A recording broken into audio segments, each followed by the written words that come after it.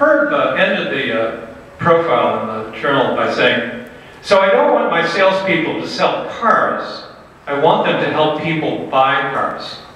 That's a very significant cultural philosophy. So, without further comments, I would very pleased to introduce Herb Chambers.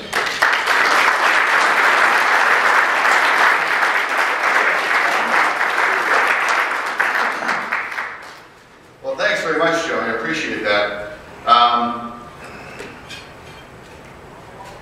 This is really a pleasure for me because being in the automobile business and every day looking for new clients, how often do I have the opportunity to speak to a whole bunch of local people right in my dealerships?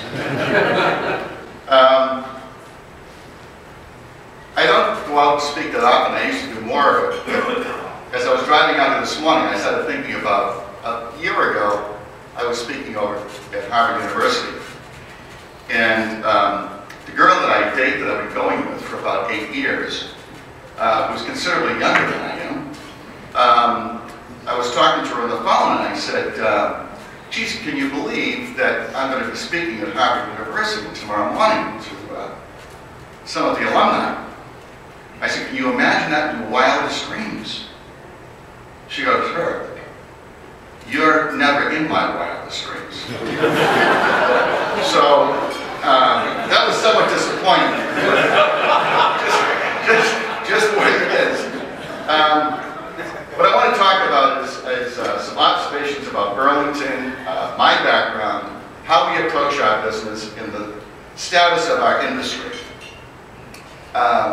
Burlington has been a miraculous town for me. We first came here about 20 years ago, and then recently we took the old Pass & Weiss dealership and we converted that to Kia. And I expect that this month we will move into the #1 slot in New England for Kia. And Jim Lewis, who's with us today, is also our general manager. So we've had very good fortune in Burlington. And they're a wonderful town to deal with because we deal with many towns. We have 47 dealerships in different places, and they're all within 50 miles of Boston. We have them in Rhode Island, we have them basically around the Boston area out towards Worcester.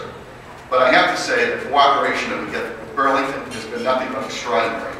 And we are so, so happy to be here. I was at the opening of a restaurant recently down on the waterfront, and I bumped into the general manager of the Capano Grill in Burlington. And we said hello and so forth, and I had been into his restaurant a couple of times, and I always used to go to the Capano Grill on Newbury Street.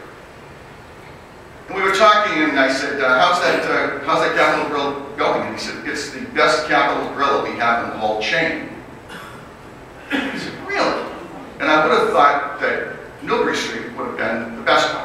And of course, you see Capano Grills. You see them in Miami, you see them in Las Vegas, they're all over the place. Who would believe that Burlington would be the best one, #1? So I was floored by that, and I said, you know, I was looking at another piece of property, and the real estate agent told me that the Barnes & Noble store that's in Burlington is the largest volume Barnes & Noble in the country. How do you think about this, right? I'm going, this is unbelievable. He said, well, let me tell you another one. He said, the Cheesecake Factory that's in Burlington is the #1 cheesecake factory in all of America. And it's in Burlington. And then I was speaking to the gentleman that owns Landana.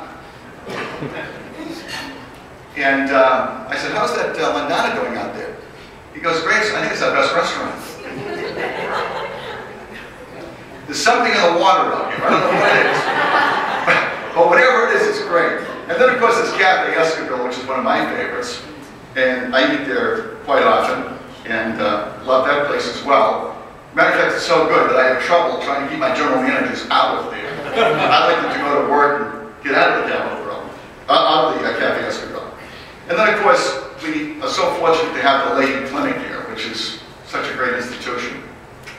So, long and short, we're happy to be Burlington. We love it. And as I think I mentioned, the Porsche and Audi dealership is now #1 in the Northeast. And we're just so fortunate